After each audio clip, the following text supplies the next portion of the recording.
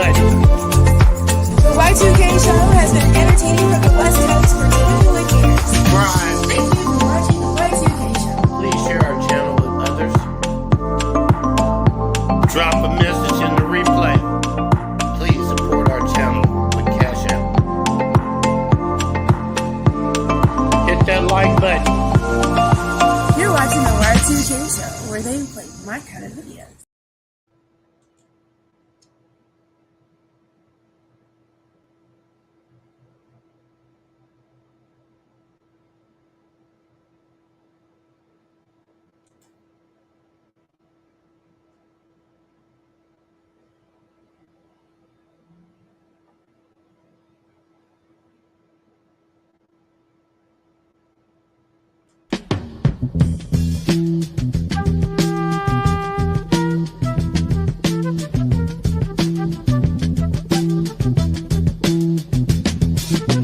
You will not be able to stay home, brother.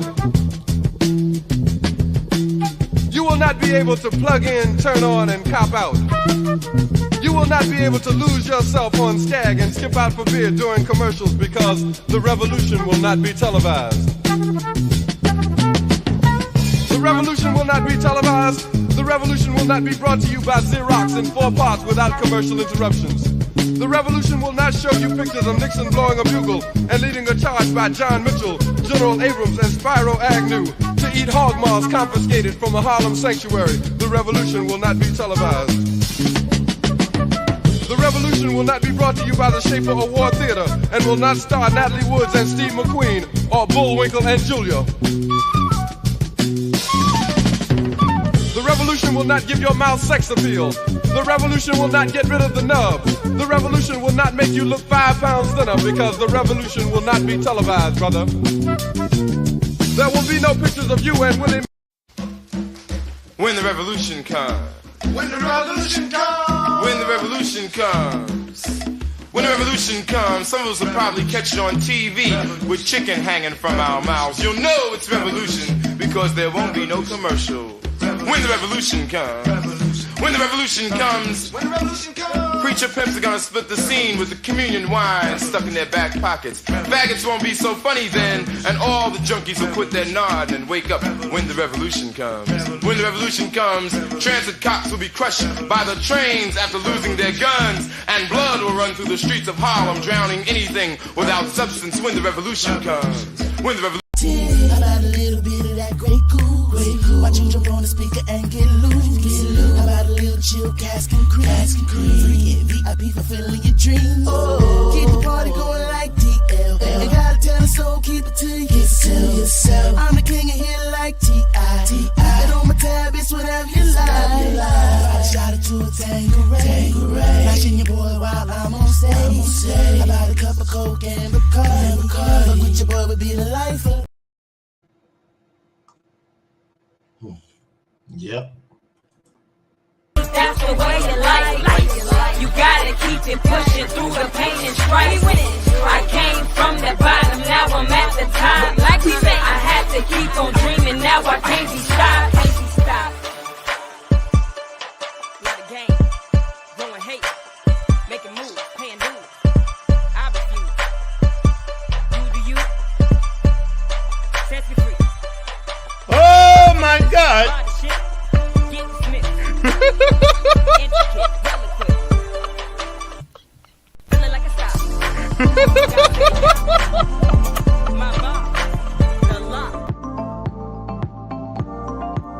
Hey, how y'all doing this evening?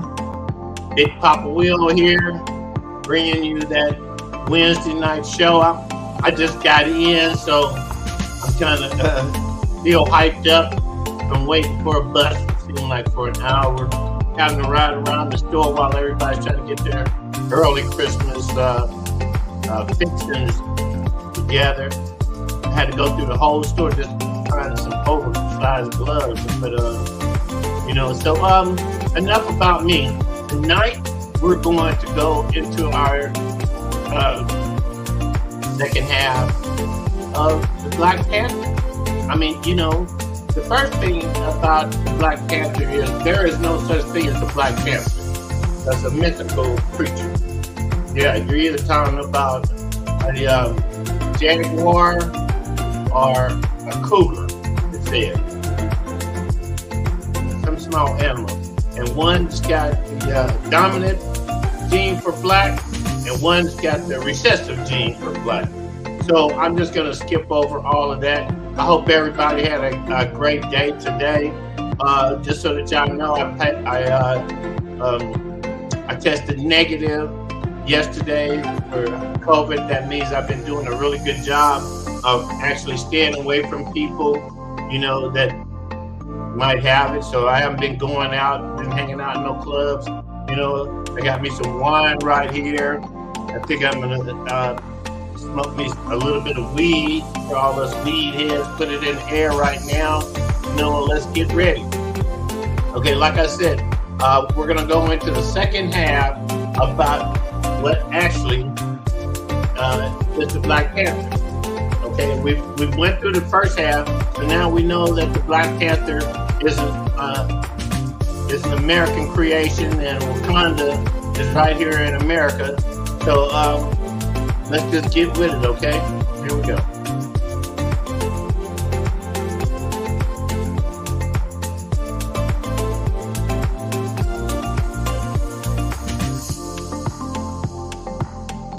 Went the wrong way.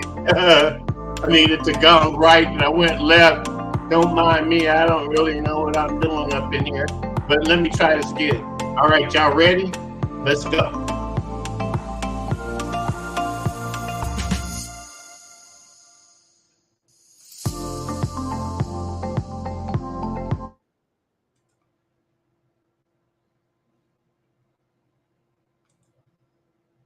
No matter how old you are, no matter what genes you are born with, this breakthrough science reveals how this weird secret could be the reason why this man lived a jaw-dropping 197 years. If you feel and look older than you are, of the big cat species. In Asia and Africa, they are leopards, Panthera pardus, and those in the Americas are black jaguars, Panthera onca. Again, we just read that the gene which makes the coat black, or the melanism in big cats, is dominant in the Panthera onca, the jaguars. Melanism in the American jaguar is conferred by a dominant allele. In the leopard of Asia and Africa, it is conferred by a recessive allele. So I just wanted to point this out because, when we're talking about Black Panther, we got to realize there is no species as a Black Panther. They're just talking about either a black leopard or a black jaguar, or even I believe some mountain lions could be dark, I believe, but it's generally a leopard or a jaguar. So, how do we know when we're talking about a jaguar or a leopard? What I want to show is basically where exactly in history and what people can correlate regarding their religious views and traditions and gods to the story of Wakanda and Black Panther in history. All right.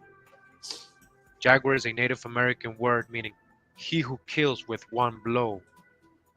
All right. He who kills with one blow. That's what jaguar. All right. So just real quick regarding he who kills with one blow. Now we're going to talk about one of the abilities of Black Panther from Marvel, and it says here, due to being royalty of a strong nation like Wakanda, T'Challa was raised from a very young age how to fight. He was trained and groomed to be a warrior.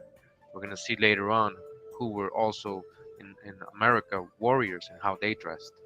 Every day he would learn new techniques and fighting styles that would help him to defend himself from enemy attackers. Decades of training have allowed him to master all fighting styles on the planet. His fighting skills are so impressive that he was able to best Captain America in combat. Better yet, he took down Wolverine without breaking a sweat. And neither of those men are terrible fighters. Black Panther is nearly unbeatable and is strong enough to take out a foe with a single blow to the head, as shown in Black Panther Volume 4, number 20. So again, it says that Black Panther can kill with one blow, single blow.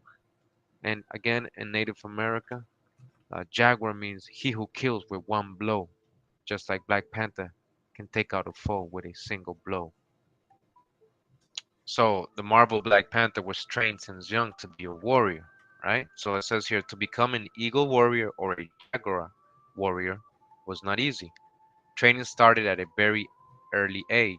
The Aztecs had a tough education system. Young boys were trained in fighting, battle tactics, killing, and most importantly, taking captives. The entire Aztec society was structured to simply be better at warfare than anybody else.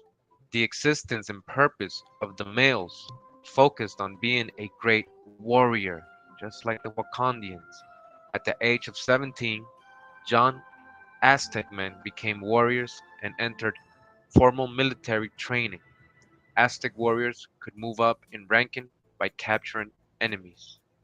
To be eligible to join the Eagles or Jaguars, a man had to capture 4 prisoners in battle. Eagle warriors were adorned in the eagle feathers and wore headgear with an eagle head on it, their faces looking out from the open beak.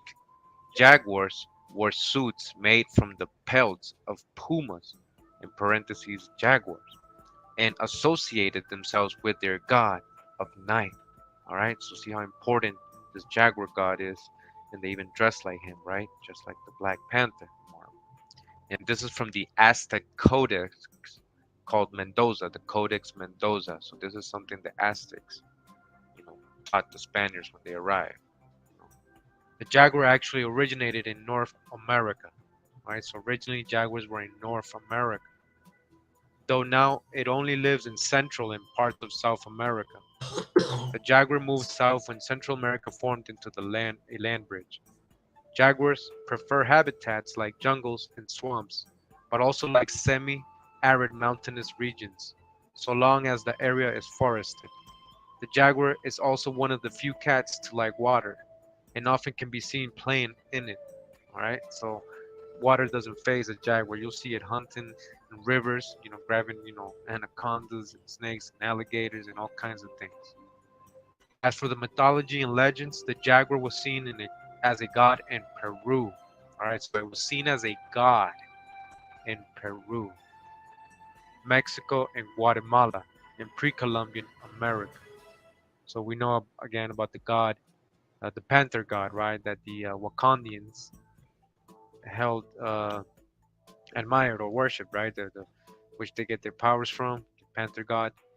And they have all those statues there. So as you can see, the jaguar, which is again the same species as the Black Panther, was also a god in Peru, Mexico, and Guatemala in pre-Columbian America, all of Mesoamerica. It says the Mayans and Aztecs and Inca all worship the jaguar in some form, just like the Wakandians and their Black Panther god. In the pantheon, the jaguar god was second only to the snake god in religious importance, the Dracan.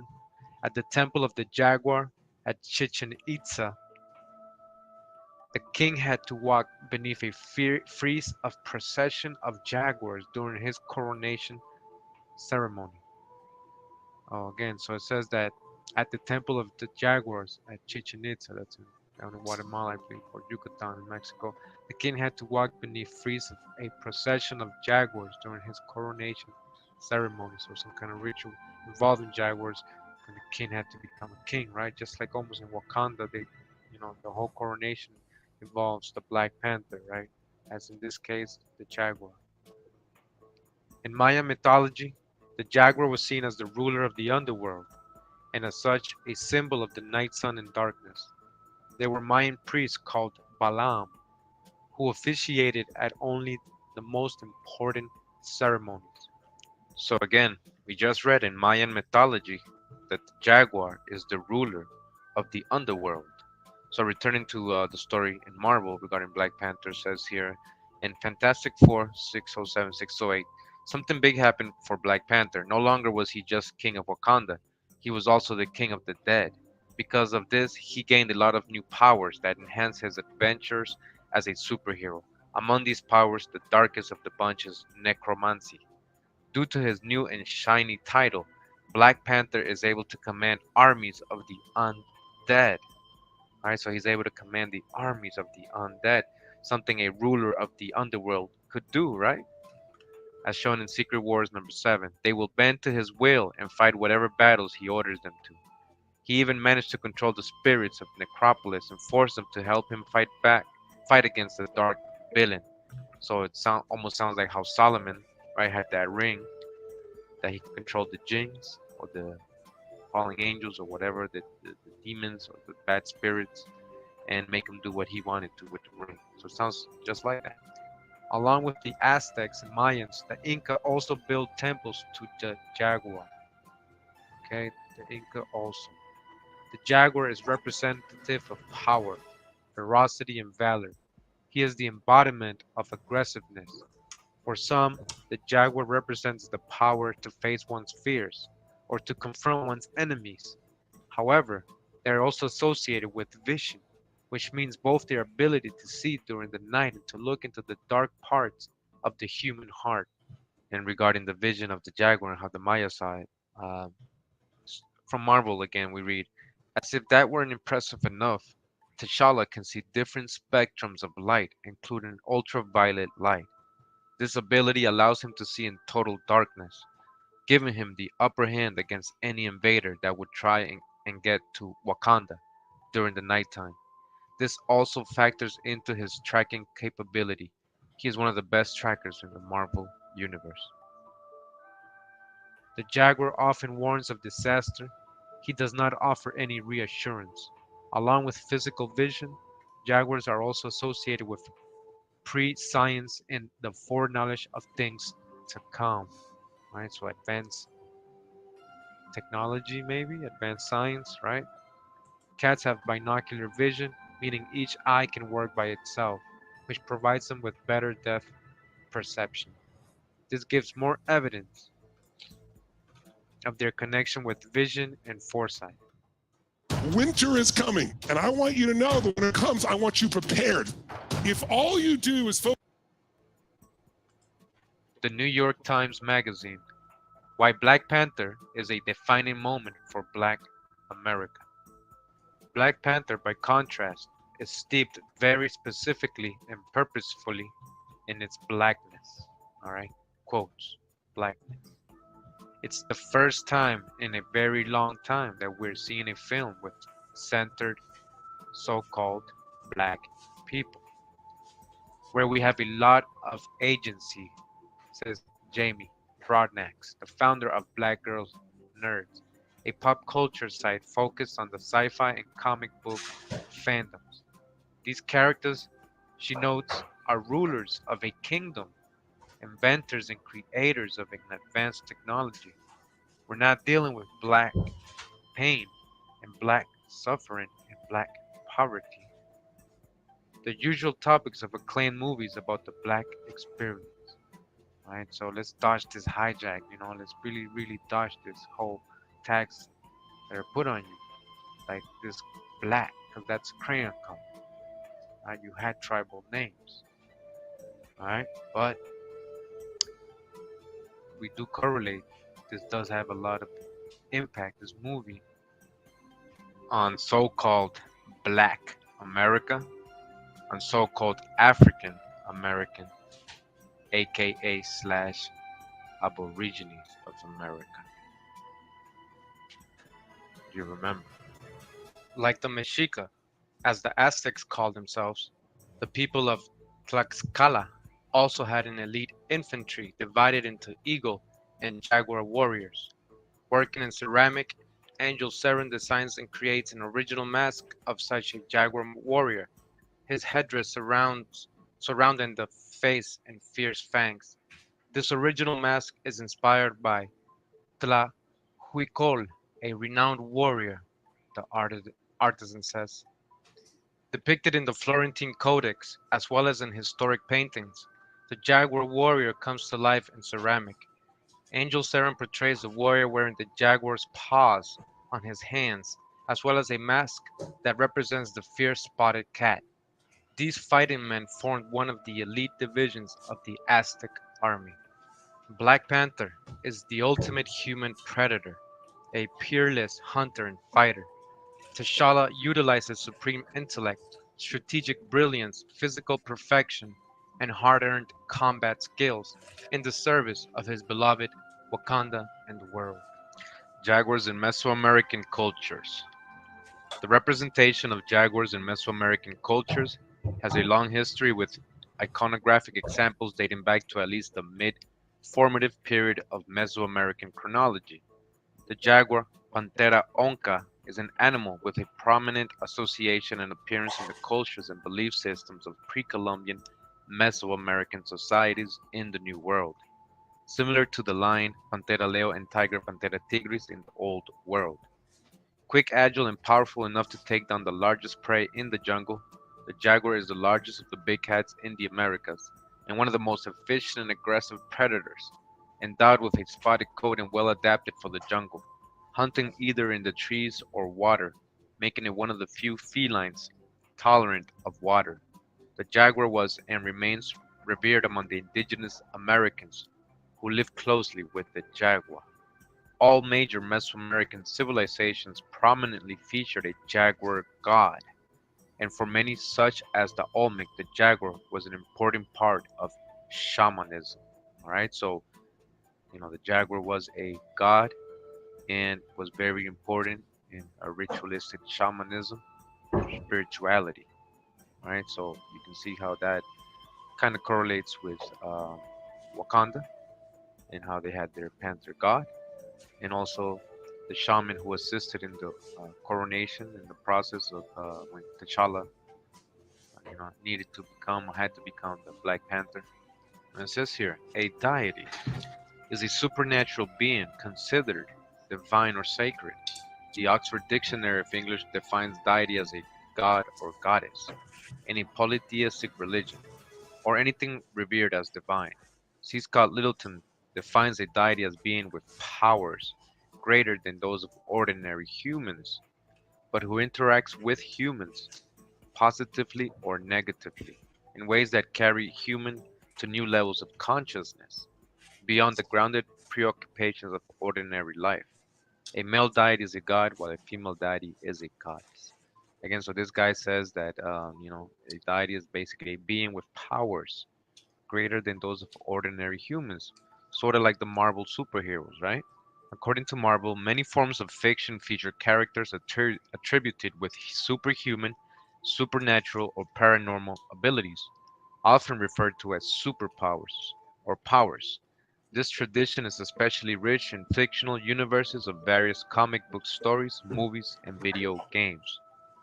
Right? So where do they get all these ideas for these fictional universes and comic books and video games? There's always a foundational truth behind all this. There is no rigid definition of a superpower. In popular culture, it may be used to describe anything from minimal exaggeration of normal human traits to magic, flight, super strength, projection of destructive energy beams and force fields, invulnerability, telepathy, telekinesis, teleportation, super speed, or weather control. So that's interesting because it says here weather control, right? We heard earlier, and we're going to hear again that Jaguar, one of his attributes, the Jaguar god, was to control the rain, or that he was considered the rain god, right? So weather control. Of relating to an order of existence beyond the visible, observable universe, especially of or relating to God or God, demigod, spirit, or devil.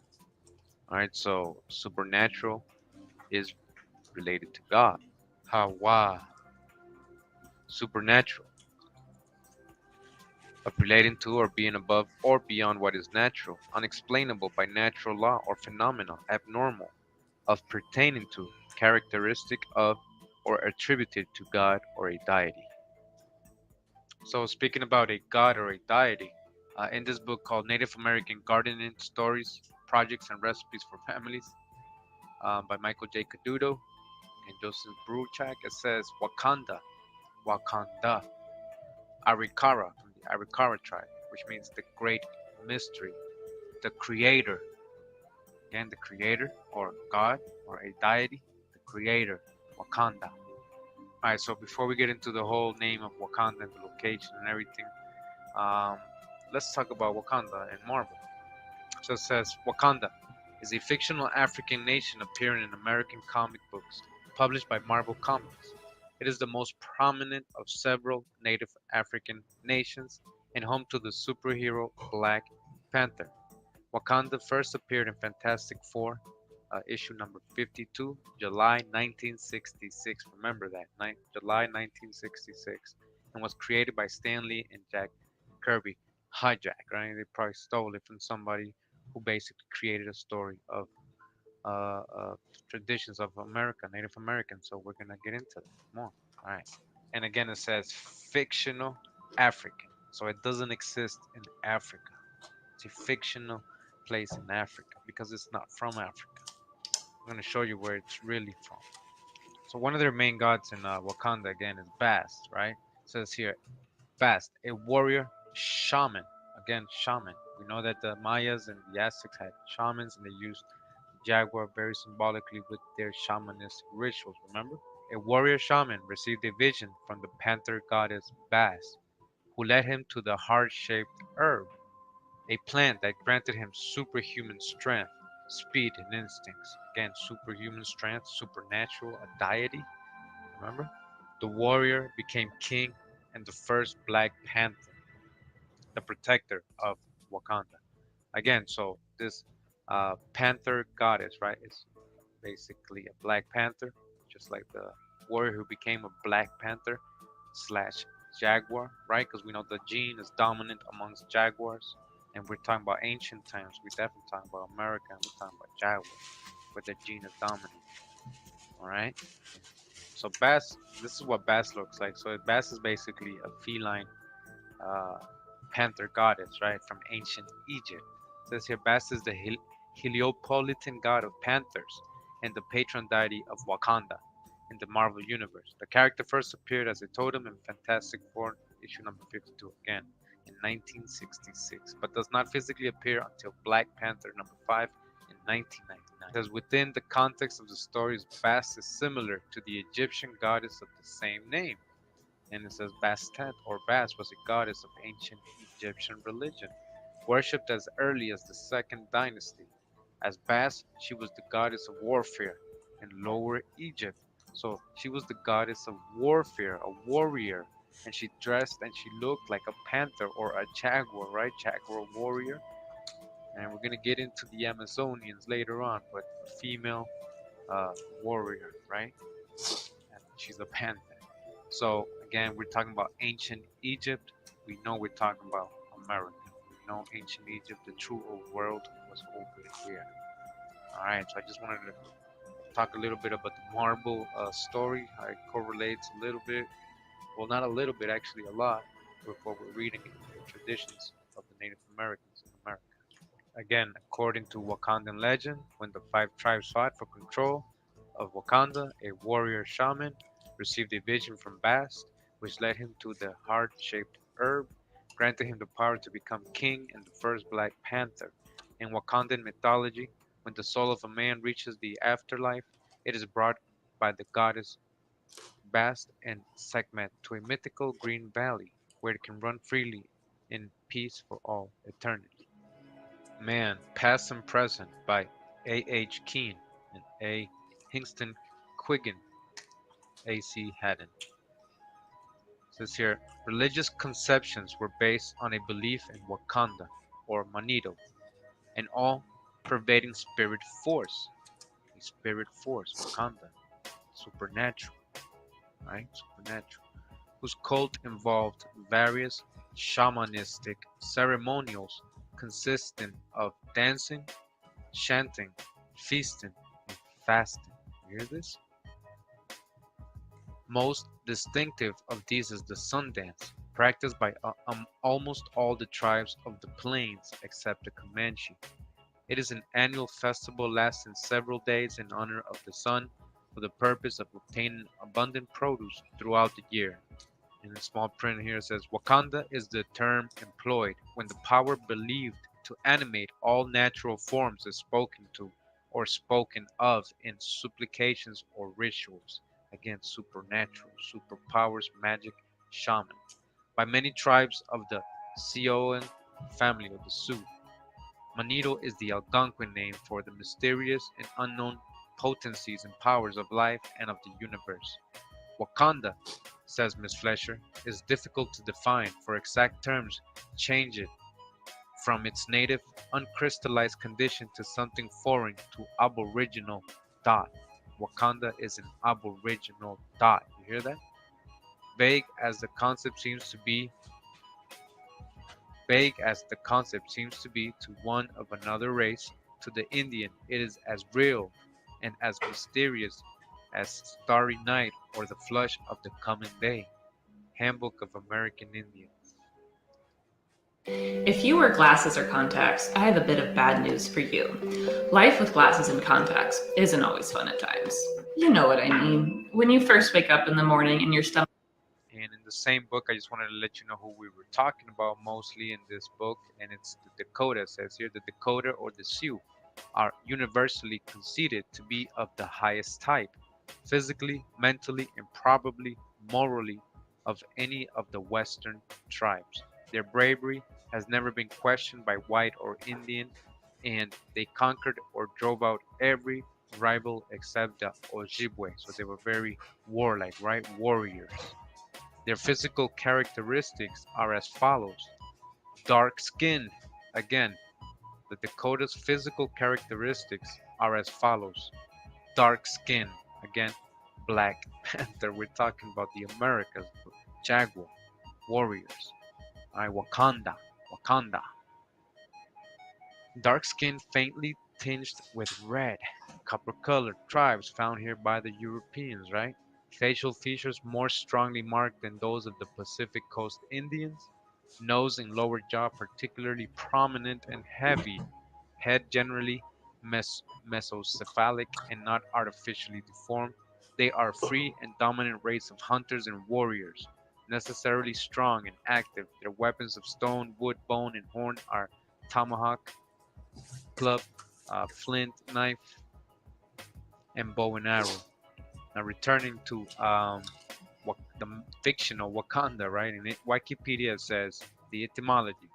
There are several theories for the Wakanda name. The name may be inspired by a god called Wakanda. So we just heard, right? Wakanda, Arikara called it's the creator, which is God. And also the Dakota also see Wakanda as basically God as well. And we're going to read a little bit more about that later. So again, this is inspired by a god called Wakanda from the Native Americans from the Great Plains, right? We know that's true. Or Wakanda's a fictional African tribe, right? So which one do you think it's from? The real history or from the fictional history? So again, in Wakanda, in the Panther cult, Bast, the Panther goddess, based on Bastet, the ancient Egyptian deity, right? Remember, deities, supernatural, superpowers, is the primary deity of Wakanda. After the vibranium meter fell on the number of Wakandians were painfully mutated into demon spirits and began attacking their fellow Wakandans. T'Challa, ancestor of Bashinga, became the first Black Panther and closed the vibranium mount to outsiders. Mount. Where do you find a lot of mounts? Earthen mounts, pyramid mounts in the Americas, right? Forming a religious order that guarded the mount and fought to keep the demon spirits from spreading across the kingdom. The Black Panther is a ceremonial and religious title. It's a title. The Black Panther, Black Jaguar, right? Jaguar warrior. The title given to the chief of the Panther tribe, the chiefs. As part of the cult's ceremonies, a chosen Black Panther is entitled to use of a heart-shaped herb. The herb enhances the physical attributes of the person who consumes it to near superhuman levels, similar to the super soldier serum. So basically, they become a god, supernatural strength, super abilities, superhuman levels, right? A deity, it becomes like a god, the Jaguar god. The Sacred Wisdom of the Native American by Larry J. Zimmerman. It says here, the rite of the Omaha included most of these elements. It was a 4-day fasting rite undergone by all Omaha adolescent males, and the fasting, and by any females who so desired. The name refers to the trance experienced by the youths in the course of the rite. In it, they became oblivious to the outside world and conscious only of the inner being. The rite recreated the Omaha origin myth, the origin myth, right? The boy would find an isolated spot where he would spread clay over his head in honor of the animals who went to the bottom of a great body of water and brought up mud from which earth was created. All right, so remember in Wakanda, when he drank the herb, he had to lay down and get covered by the sand or that dirt, whatever it was. And as this ritual they do here, the Omaha, recreating the Omaha origin, just like Wakanda is recreating what happened in the beginning with Shinga, right? When he first took the vibranium, when the meteor fell and the panther showed him the herb, they recreated to become the Black Panther, just like they do here. And the adolescent males, right? They go into this trance, right? Just like in Wakanda, he goes into a trance, and it says here that he prayed to Wakanda, the mysterious power that controlled all of nature. So this Omaha tradition says that the young boys, when they're in this trance, they would pray to Wakanda, the mysterious power that controlled all of nature. The boy filled his mind with thoughts of health, successful hunting and war, and a happy long life, but it was taboo to ask for special favors. Wakanda, it was believed, would respond with a vision or a dream that would include a sacred song. So Wakanda, right, responded with a vision, just like when T'Challa goes into the trance, he has a vision, right? He's with his elders, right? So it says that Wakanda here would respond with a vision or a dream that would include a sacred song. Dreams of hawks, elks, or thunder might bring great fortune. The sun was a good luck charm connecting the boy to the powers of the universe. He could use it throughout his lifetime as a way to call for help from guardian spirits in time of crisis. Right? So he can call help from guardian spirits, as Wakanda told him. These superpowers.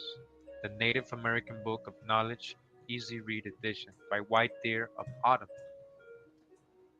says, in the real beginning, Wakanda made the people, men, women, and children. After they were made, Wakanda said, go. So the people took all they had, carried their children, and started toward the setting sun.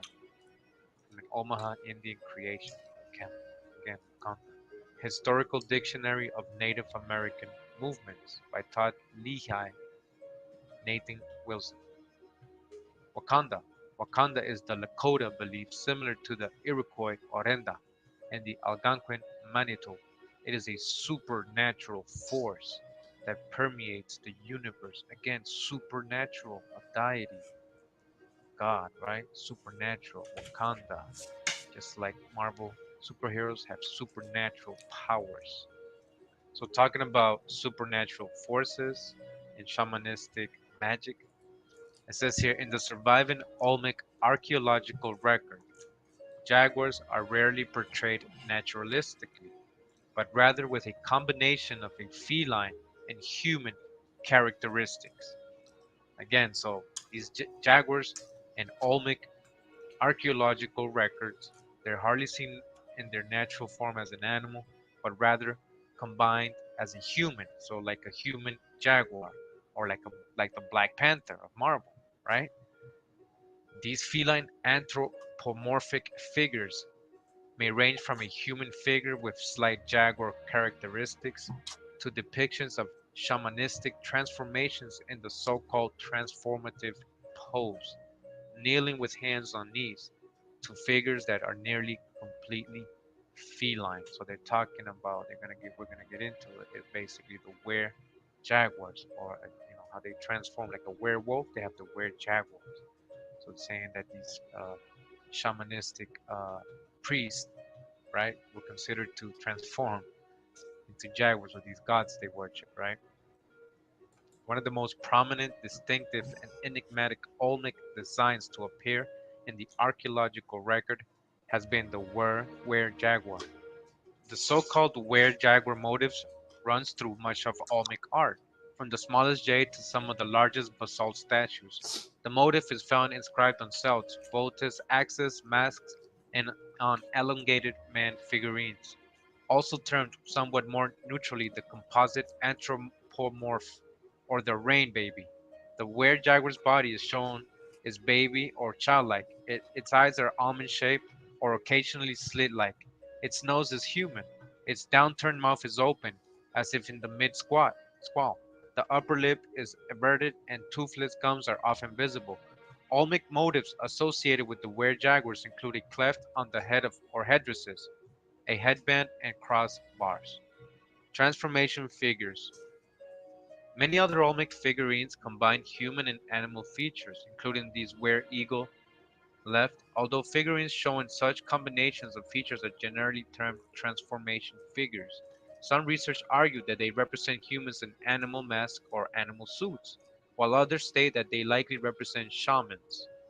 This transformation figure displays bat-like features. Most common, however, is the jaguar transformation figure, which show a wide variety of styles ranging from human-like figurines to those that are almost completely jaguar, and several where the subject appears to be in a stage of transformation.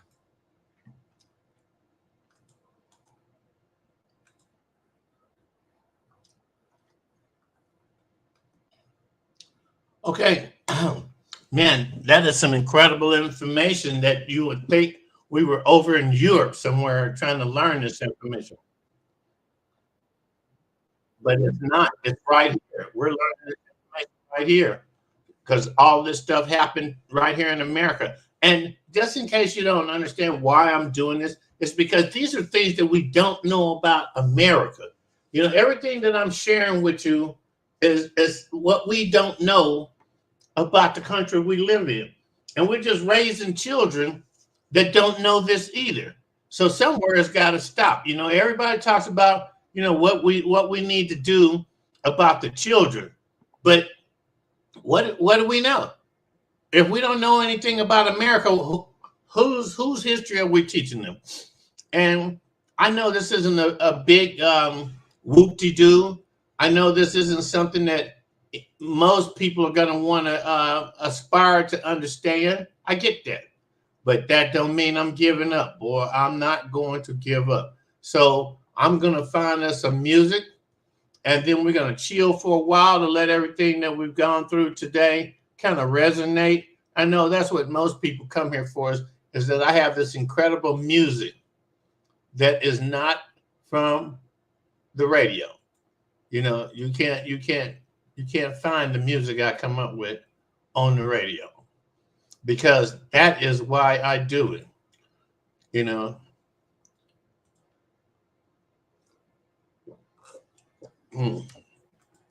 hold on. Let me get on the right channel. Here, let me shoot y'all with one of my new videos while I go find some music here.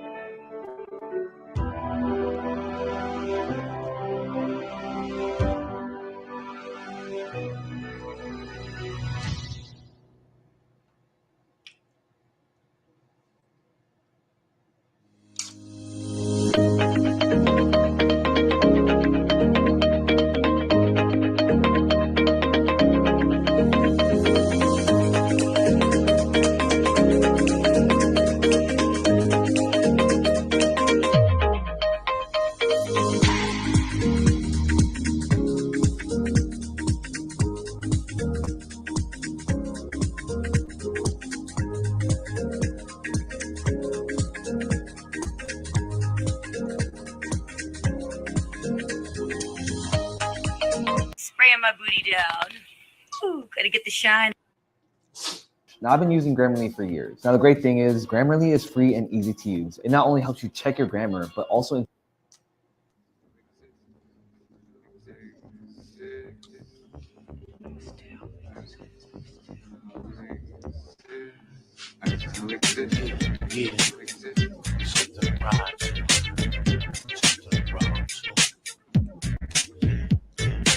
Where the Corn Valley, Northern Port of Cali, young players, my buddies on things and rallies. Rips and mallies stack rent like Bill Gates. South Bay riders, nigga, fold. Hey, I'm from the city where you niggas might think you can. Where them sharks in the bay might eat you, man. We keep the bay bouncing, chronic by the ounces. Tell me what you gon' do when I blast the phone. Get low, get low.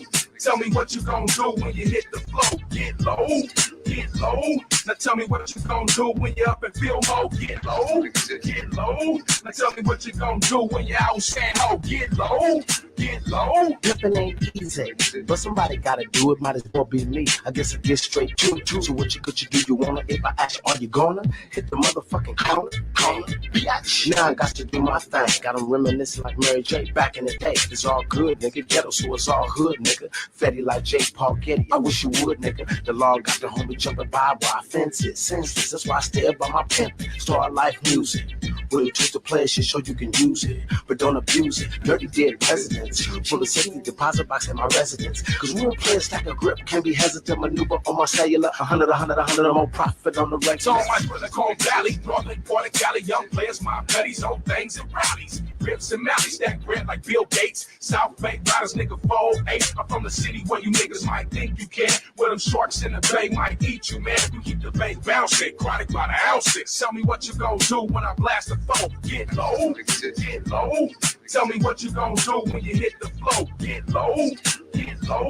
Now tell me what you gon' do when you up and feel low. Get low, get low. Now tell me what you gon' do when you out saying ho. Get low, get low.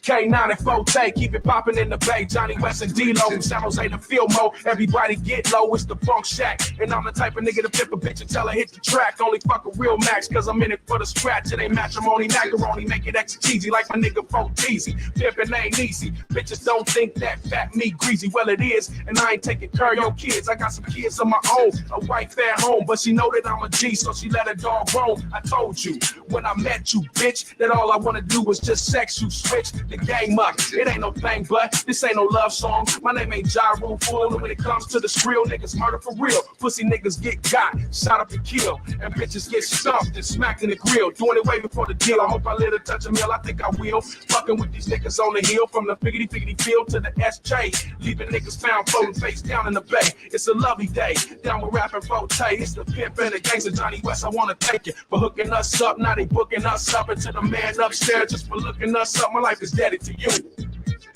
This is where the Corn Valley, Northern Port of Cali, young players, my buddies, old things and rallies. Rips and mallies stack rent like Bill Gates. South Bay riders, nigga, fold. Hey, I'm from the city where you niggas might think you can. Where them sharks in the bay might eat you, man. We keep the bay bouncing, chronic by the ounces. Tell me what you gon' do when I blast the phone. Get low, get low. Tell me what you gon' do when you hit the flow. Get low, get low. Now tell me what you gon' do when you up and feel low. Get low, get low. Now tell me what you gon' do when you out saying ho. Get low, get low. D.O.G. coming out the bay, never be the fool to play. Don't be getting in my way, you get straight with no delay. On the toes is how we stay, on your back is how you lay. West Coast game will never fade. We be scheming and we constantly plotting. Star Life Entertainment, always rocking the potters. And no, we ain't stopping until we're reaching the top. This West Coast flavor is what we drop. We still existing in this game. You with the presence of villains that's willing to kill it for real, and we feeling the cap. This is your plate, don't hate, participate. We still exist, man. Open the bottle, get a swig and ready.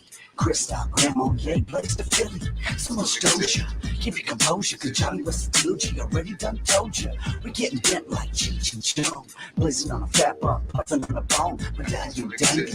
Full scale Mac Mo, we living like do or die criminal tactics. We at this dog in practice, sick of moving every one of you dirty bastards. Past the vision on the left hand side.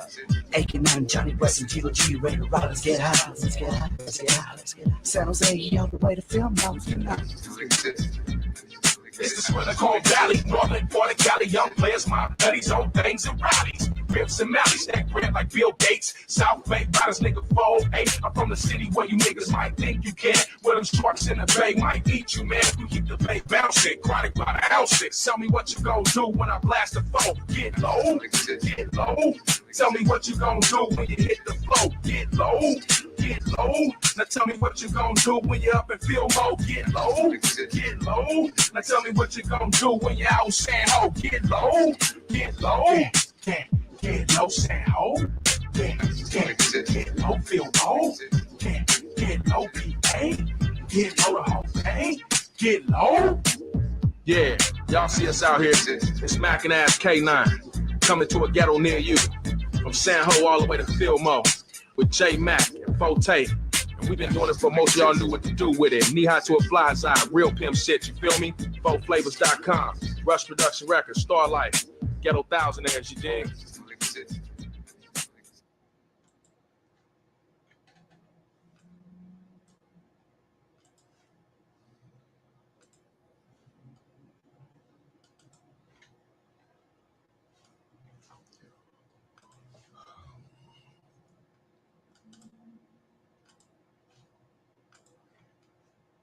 Okay, we're back. I hope y'all understand that all the music I play is from artists that I kind of raised in the entertainment business, because when nobody asks me, because I'm older than everybody I ever come across up here in this platform called podcasting, which is way new compared to me being on stage introducing brand new artists or people that had made it to stages. And that's what I did.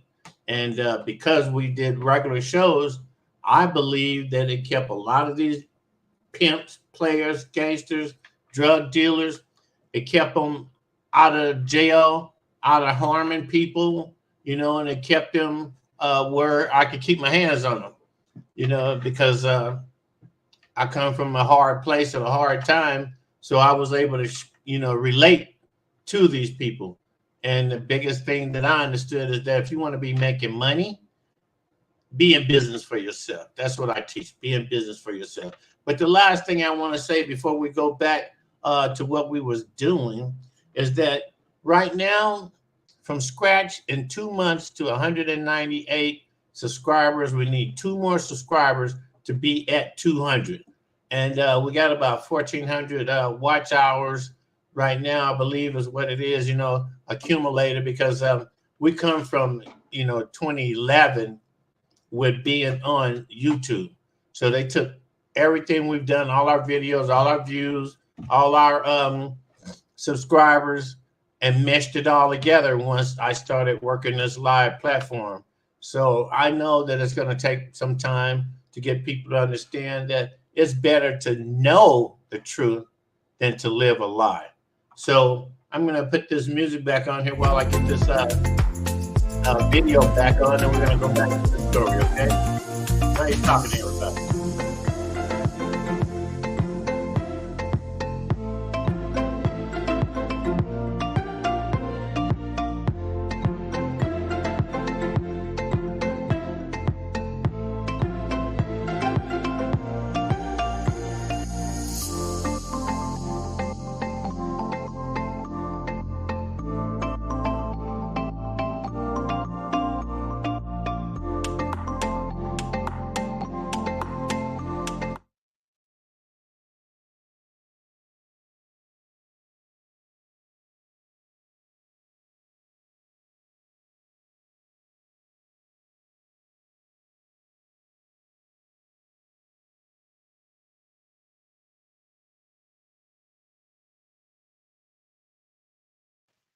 Continuing, it says one early team that was identified was the half man, half jaguar form known as the were jaguars.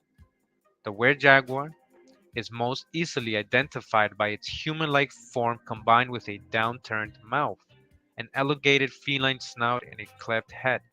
This is exemplified by the basalt head found in the Museo Regional de Antropología at Villahermosa, which clearly marries the head of a man with the mouth of a jaguar. This example also features an X-shaped cross in its right eye, which is a common glyph in Olmec art. Again, so it's telling us that the X is a common glyph in Olmec art. Is that an X or a cross? Right? Is that Paleo-Hebrew they're talking about? Is that the top? The meaning of the X is not entirely clear, so they don't know what the X means. We have to dig on that, as it is used in many different contexts and research hasn't settled on a single meaning. So there we go. They don't know anything. That looks like a cross. Many Native American tribes and nations use it. The crossing, right? The crossing of the lines of the energy points. The mark, right? X marks the spot, a monument, a holy site, a sacred site, the top, all right? Here it would seem most obvious that it symbolizes blindness or death of the eye. However, it could mean the complete opposite, for the X is often seen as the attire of the were-jaguar.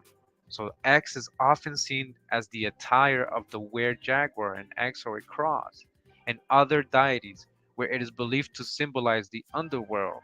With the jaguar having been revered for its nocturnal prowess, it may be the X signifies the ability to see in the darkness of the underworld. Maybe, huh? All right, so can we link humans transforming to panthers, right? Black panthers or jaguars, and Native American mythology and religion and tradition? Yes, we can. Just like in the story of Marvel, the Black Panther, a human becoming a panther.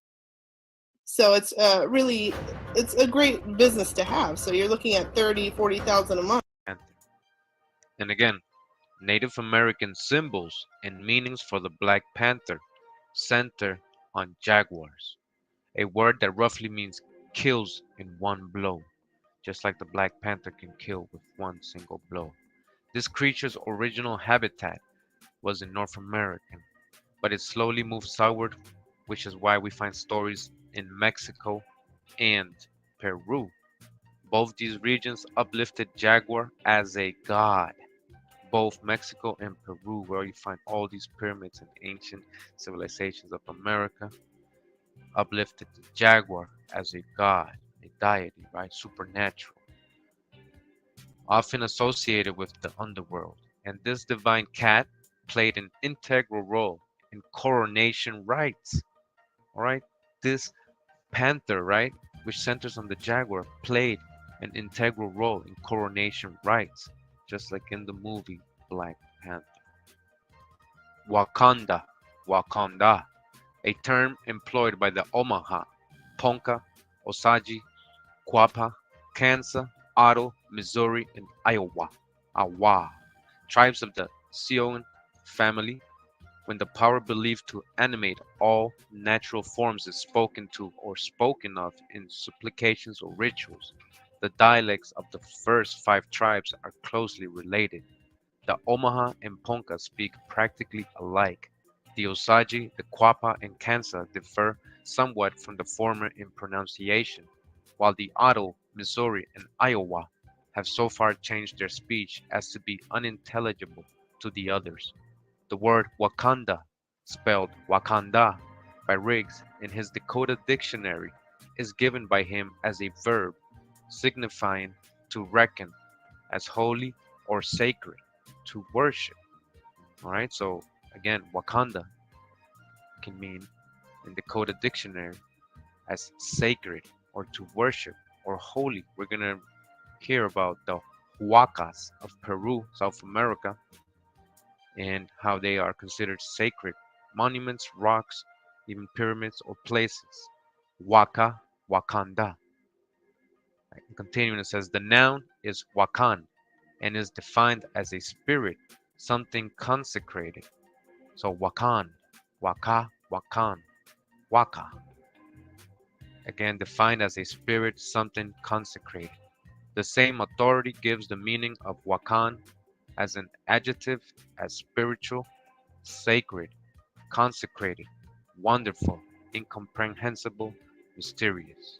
Or in other words, supernatural, deity.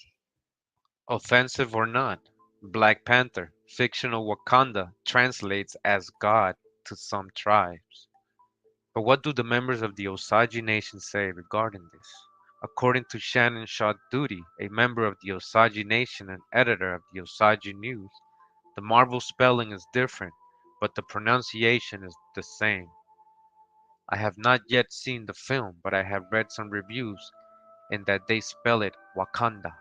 In our Osage language, the word for God is Wakonta or Wakonda. I have been told how they pronounce it in the film is exactly how we pronounce it. So in essence, it is the same word, said Sean Duty. Native American Mythology by Hartley Burr Alexander. Visible nature seems to have mirrored to the Omaha mind the ever-present activities of the invisible and mysterious Wakanda, and to have been an instructor in both religion and ethics. Natural phenomena serve to enforce ethics. Old men have said Wakanda causes day to follow night without variation and summer to follow winter. We can depend on these regular changes and can order our lives by them. In this way, Wakanda teaches us that our words and our acts must be truthful, so that we may live in peace and happiness with one another. Our fathers thought about these things and observed the acts of Wakanda, and their words have come down to us. All experiences in life were believed to be directed by Wakanda, a belief that gave rise to a kind of fatalism. In the face of calamity, the thought, this is ordered by Wakanda, put a stop to any form of rebellion against the trouble and often to any effort to overcome it. An old man said, tears were made by Wakanda as a relief to our human nature. Wakanda made joy, and he also made tears. An aged man standing in the presence of death said, from my earliest years I remember the sound of weeping. I have heard it all my life, and shall hear it until I die. There will be pardon as long as man lives on the earth. Wakanda has willed it to be so. So again, Native American legends, Wakanda, Wakanda. Tribal affiliation, the Omaha, the Ponca, the Osage. We saw the other ones also as well who were affiliated with Wakanda. The alternate spellings, Wakanda, Wakanta, Wakuda, Wakonda, or Wakonta. In pronunciation, Wakanda, just like in the movie. Alright, it says here Native American creator, deity, right? Supernatural, Hawa, God, high God. Related figures in other tribes, Wakan Tanka, the Sioux. Earthmaker, Ho Shunk, Kichi, Manitou, Ojibwe. Wakanda is the great creator, power of the Osage, Omaha, and Ponca tribes. Wakanda is abstract, omnipresent, creative force who is never personified in traditional Siouan legends, and in fact did not even have a gender before the introduction of English with its gender-specific pronunciation. So they didn't have no idols to Wakanda, the creator, omnipresent, the most high, creative force. All right, so I just wanted to show you this from the Grammar and Dictionary of the Dakota Language collected by the members of the Dakota Mission, edited by Reverend S.R. Riggs. All right, so this is a historical supposed interpretation of the Dakota language. And I just wanted to show you how they do use, as you can see here, highlighted under where it says Jehovah Taku Wakan. So it says Jehovah, Jehovah, Hawa, Jehovah. As you can see, they sound like they're speaking Hebrew. All right, and it says Taku Wakan, which right under it says God. So Wakan, remember, sacred spirit, consecrated spirit, Wakan. And that is their word for God, the Dakota language, supposedly. And again, right here you see where it's right next to God, it says Wakan Tanka. Wakan Tanka. Again, in the Lakota way of life, Wakan Tanka is the term for the sacred or the divine. This is usually translated as the Great Spirit. All right, so we're talking about the Great Spirit. You know how all the Native American tribes, they worship the Great Spirit. We're talking about the same deity, same creator, Hawa. says, however, according to Russell Means, its meaning to closer to great mystery or supernatural, right? Omnipresent, great mystery, as Lakota spirituality is not monotheistic. Before their attempted conversion to Christianity, the Sioux used Wakantanka to refer to an organization of sacred entities whose ways were mysterious, thus the great mystery. So again, this is from Wikipedia, so we gotta dodge the hijack. This is Europeans' version of what they saw, or what they interpret of these tribes. So again, Wakan, Waka, or Huaca, or Waka, says here in the Quechuan languages of South America, a waka or waka, look how they spell it, W-A-K-A, waka, is an object that represents something revered, typically a monument of some kind. The term waka can refer to natural locations, such as immense rocks. Some wakas have been associated with veneration and ritual. The Quechua people traditionally believed every object has a physical presence and two Kamaken spirits, one to create it and another to animate it. They would invoke its spirits for the object to function. So Waka, a revered place or sacred place, right?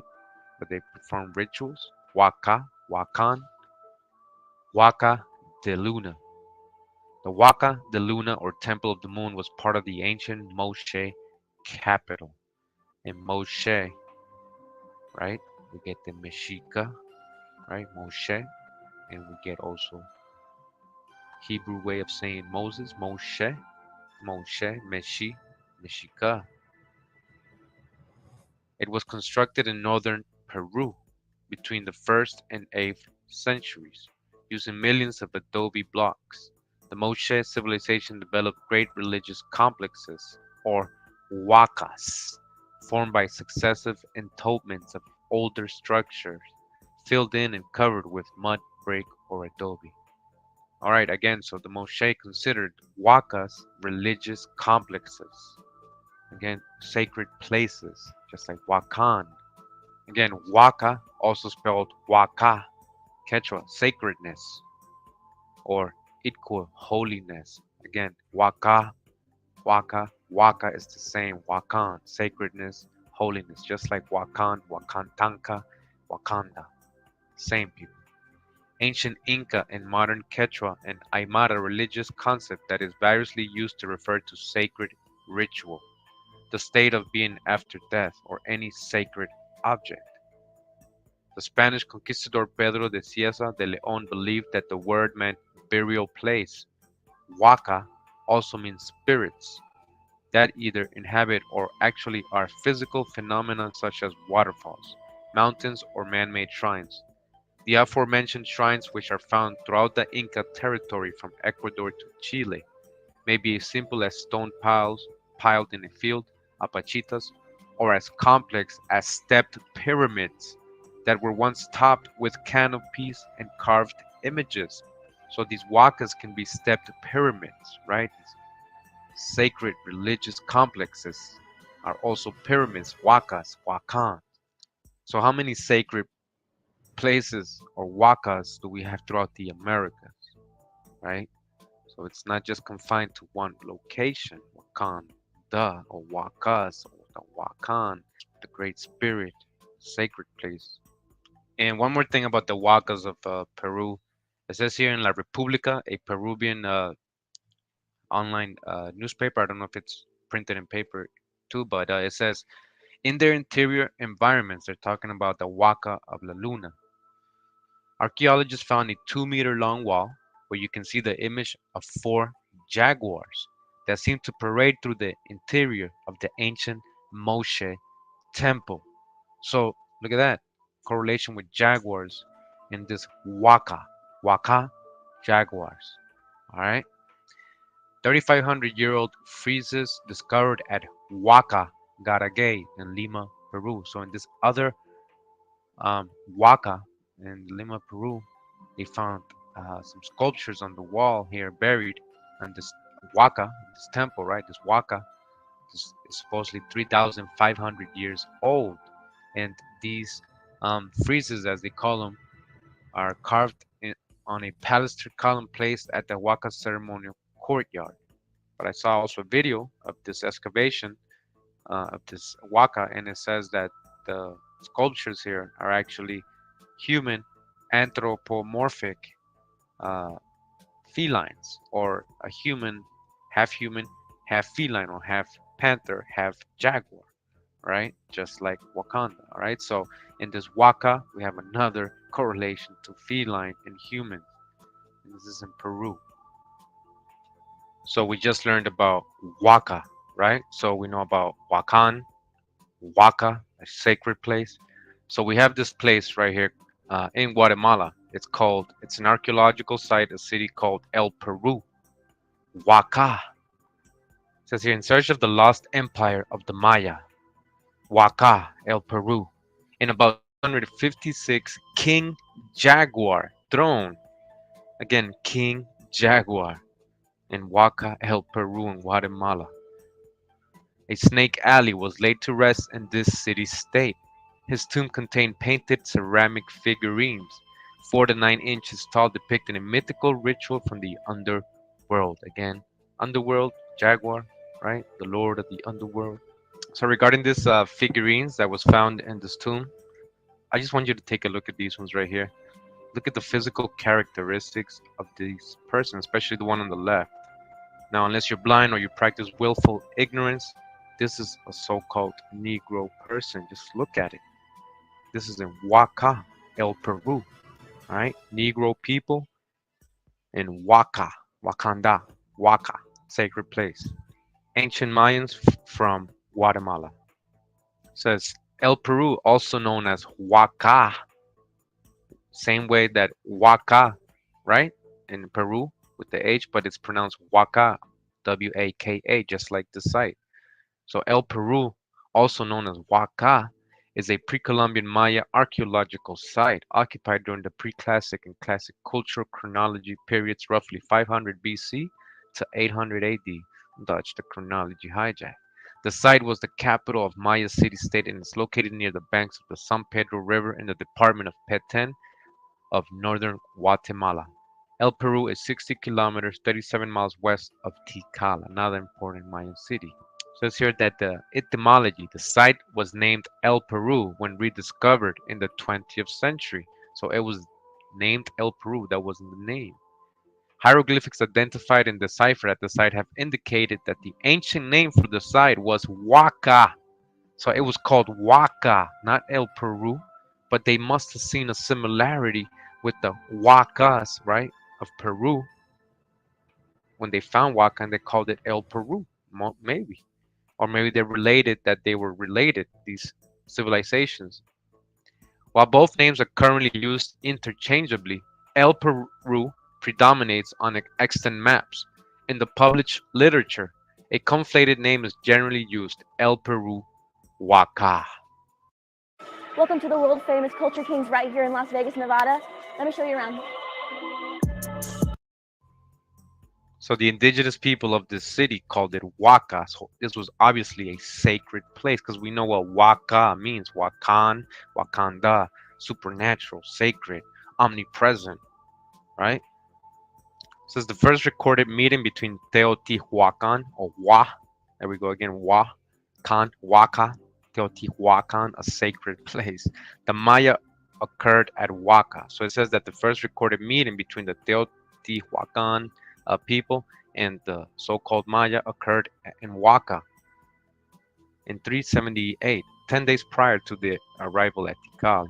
This moment is known among Mesoamerican archaeologists as La Entrada, or the entrance in Spanish. During the early phases of early classic, Waka was allied with Tikal.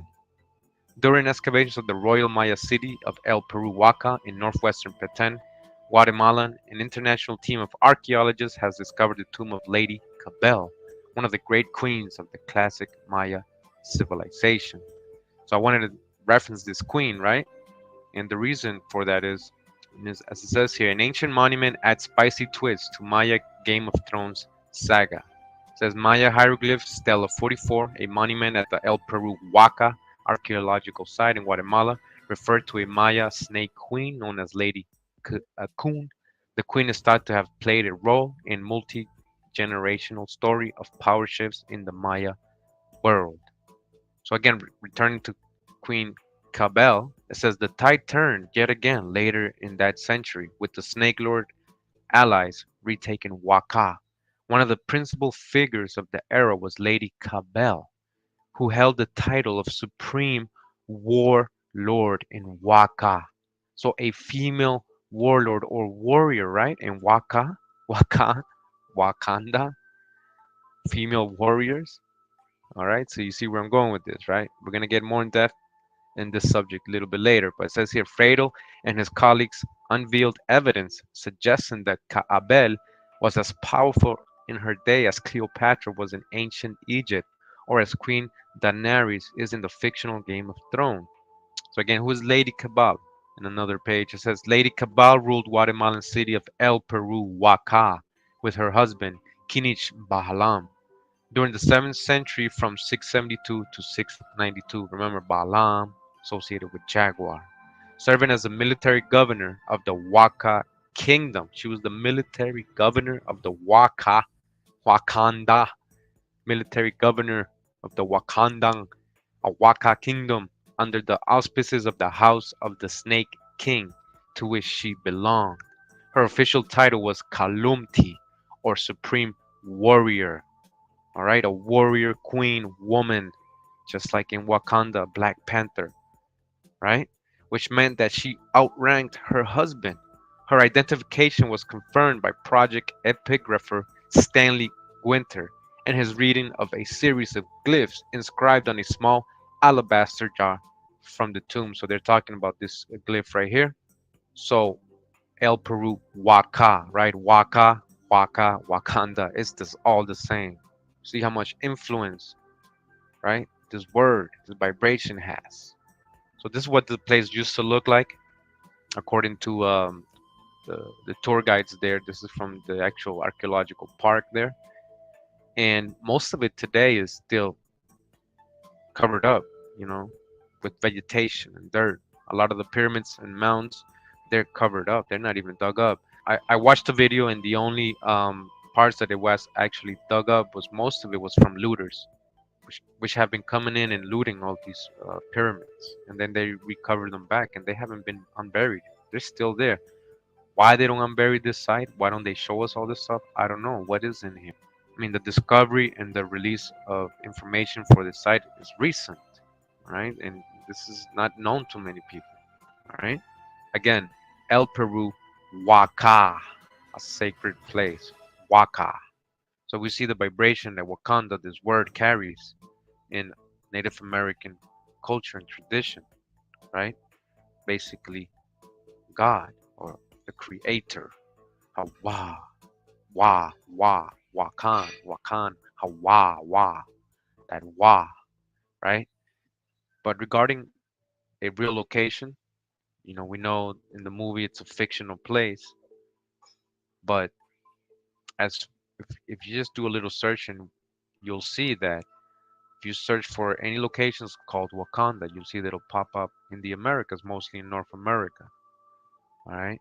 So I just wanted to go ahead and correlate a little bit with this as well, and talk about specific places named Wakanda. So first, I wanted to talk about this place called Wakanda Springs in Glen Elder, Kansas. And these are the facts and legends, supposedly. And it says here, fact. Based on fact and legend, Wakanda Lake inherited its name from a prominent historical site called Wakanda Springs, which was located about halfway between Glen Elder and Cocker City, 3/4 of a mile south of Old U.S. Highway 24.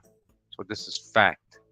The mineral springs was an interesting phenomena on the plains of north-central Kansas. Its pool basin was set in a 300-foot wide mound, rising 40 feet above the surrounding Solomon River Valley. All right, so this spring was on a mound, all right? As you can see, Is this an ancient tree? And also says surrounding the Solomon River Valley. Solomon River Valley. Again, you know, we know that Solomon is the son of King David. We are linking King David up with Prester John. And Prester John had in his land a mythical fountain of youth, right? Or a spring. Wakanda Springs. So this is right next to Solomon River Valley. All right. The spring's pool was 50 feet in diameter and 15 feet deep. Although there's a myth that the pool was bottomless, the water contained calcium, magnesium, iron, silica, sodium chloride, sulfate, and bicarbonate. Geologists thought that the mound was formed by the deposits of minerals forced up by artesian pressure in the water. The mineral springs around which the legend evolved was once a ceremonial gathering place sacred to all the Plains Indians. Again, this mineral springs, Wakanda, was a sacred gathering place, a ceremonial place, a Wakanda, Waka, a monument. Remember, Waka can be a monument, piece of stone, sacred, a place. Later, it became a health resort for the white man until Lake Wakanda covered the site. Yes, Lake Wakanda covered the site. This is underwater now. So again, the spring has all these minerals, right, that help heal your body. All right, we'll read later how the Native Americans considered it sacred, especially because of its healing powers. So with that in mind, regarding the Fountain of Youth, so for example, it says here, the Fountain of Youth is a spring that supposedly restores the youth of anyone who drinks or bathes in its waters. Tales of such a fountain have been recounted across the world for thousands of years, appearing in writings by Herodotus, 5th century BC, the Alexander Romance, 3rd century AD, and the stories of Prester John. All right, again, Prester John, King David, early Crusades, 11th, 12th centuries AD. That's when he existed. Stories of similar waters were also evidently prominent among the indigenous peoples of the Caribbean during the Age of Exploration, early 16th century, who spoke of the restorative powers of the water in the mythical land of Bimini. But the name linked most closely to the search for the Fountain of Youth is 16th century Spanish explorer Juan Ponce de Leon, who allegedly thought it would be found in Florida. All right, in Florida. In the history of Hernando de Soto in Florida, or record of the events of 56 years from 1512 to 1568 by Barnard Ship, it says this regarding the Fountain of Youth in Ponce de Leon. It says here, chapter 3, it says Juan Ponce de Leon was the first who discovered Florida. He was a gentleman born in the Kingdom of Leon and had been governor of the island of Puerto Rico. As the Spaniards then thought only of making new discoveries, he equipped 2 caravels and endeavored by every means to discover the island of Bimini, on account of the report that there was there a fountain which restored youth to old men. But after having searched in vain for this island, the tempest cast him upon the coast, which is opposite the north part of Cuba, and he named this continent Florida. All right, so he named the whole continent, basically a lot of the land, the mainland, not just the little state of Florida. He named it the continent Florida.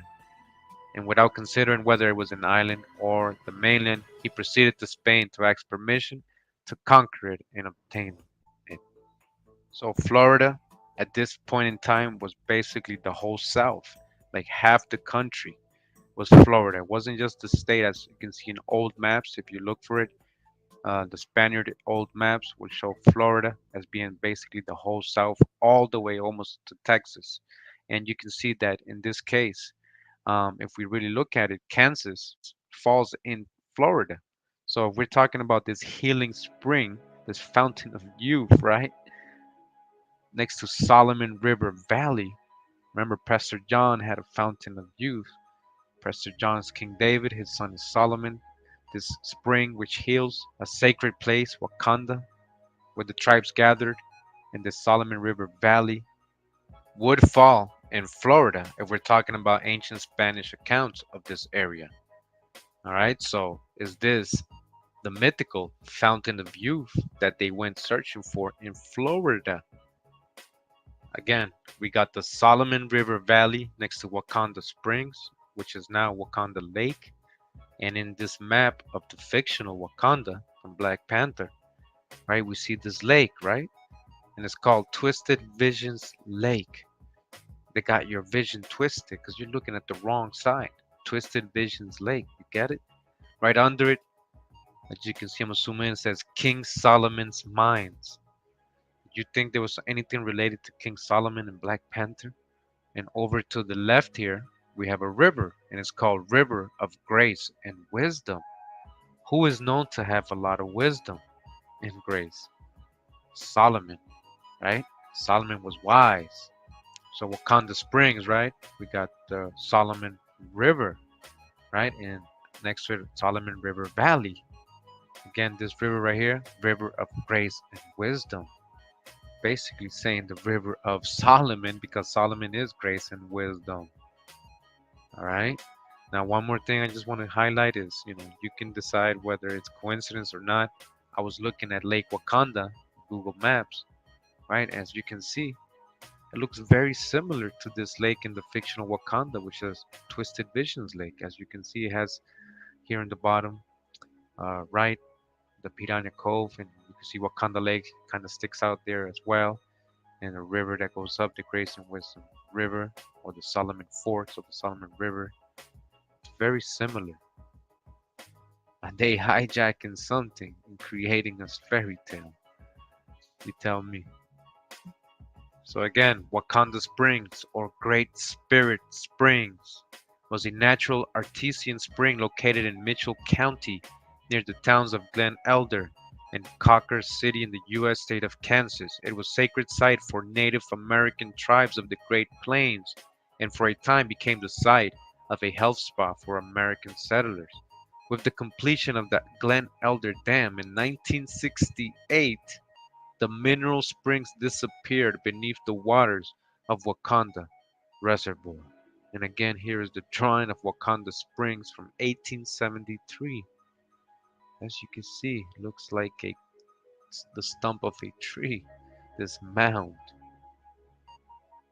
where water comes out of it. Wakanda Springs was situated on the bank of the Solomon River. Again, Solomon River, below the north and south forks of the river. The water flowing from the spring had deposited a large cone of travertine around it. In 1866, surveyor David E. Ballard described it. The spring itself is a natural curiosity, it being located on the summit of a cone-shaped limestone rock. So it's on the summit of a cone-shaped limestone rock. So this is a waka, sacred place monument. The rock is circular, about 200 feet in diameter at the base and about 30 feet high. Upon the summit of this rests the spring, the basin being circular and about 30 feet in diameter. Its outlet is a through apparently formed by the action of the water upon the rock. The water in the spring is about 20 feet deep and exceedingly strong with salt. The name Wakanda is from the Kansa language and translates as spirit water or great spirit spring. All right, so like this knowledge, right? The spirit water. This is the healing, that pure water. You see Wakanda, that spirit water. Are you receiving that spirit water? That fresh, pure water from the Great Spirit. However, it is located in territory controlled by the Pani, who knew it by the names Pahoa, Pahoa, Pahawa. Remember, I've been saying Hawa. Here you go. Pahoa. Wakanda, another name, Pahoa. And Kitsawitsuk, the later translated as water on a bank. In the Pawnee tradition religion, the supreme being, Tirawa, Tirawa, Hawa, allots supernatural powers to certain animals. Okay, so supernatural powers to certain animals. Jaguar, Panther, Jaguar Warrior, Black Panther Marvel. These animals, the Nahurak, act as Tirawa's servants and messengers, and intercede for the Pawnee with Tirawa. The Nahurak had 5 lodges, of which Wakanda Springs was one. Alright, so you can see that the Pawnee held Wakanda very sacredly. Alright, it was a Waka for them, Wakanda. Alright, one of their Nahuraks, one of their lodges. Alright, again, this was a place where Great Plain Indian tribes gathered. Alright, Kansas Senator Samuel C. Pomeroy toured the region in 1870 and marveled at what he saw.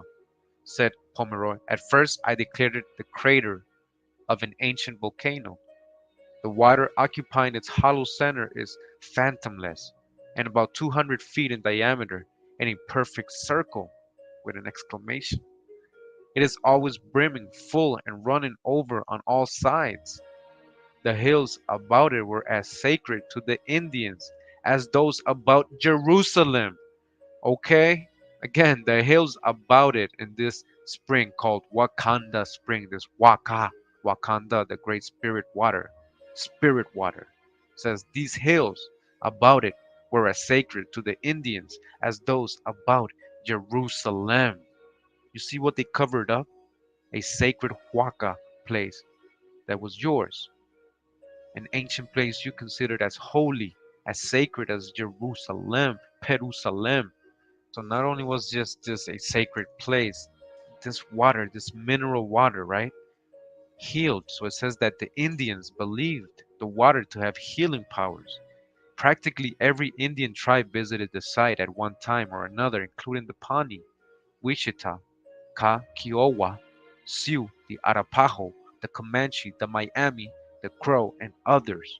The Cheyenne and the Arapaho were the last tribes who roamed the plains around the springs and the Solomon River Valley. Right? All these tribes in the Solomon River Valley.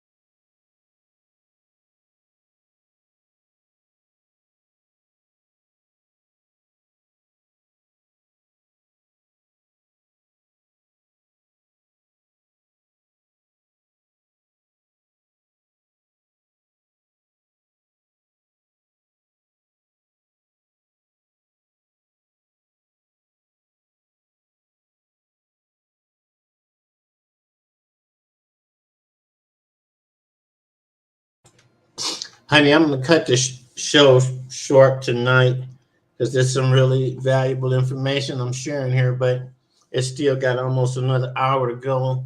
And I had a really rough day at bowling today. And I'm barely sitting here, man, but I'm about to violate my own rules and roll over and go to sleep and wake up again later. So I'm glad you stopped in to hang out with me.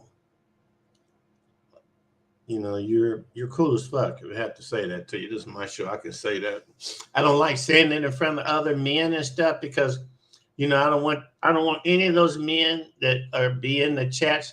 You know, it's one thing when we're laughing and joking and having a good time, dancing and stuff, but I would hate it that anything I had said to you would cause any of them to disrespect you.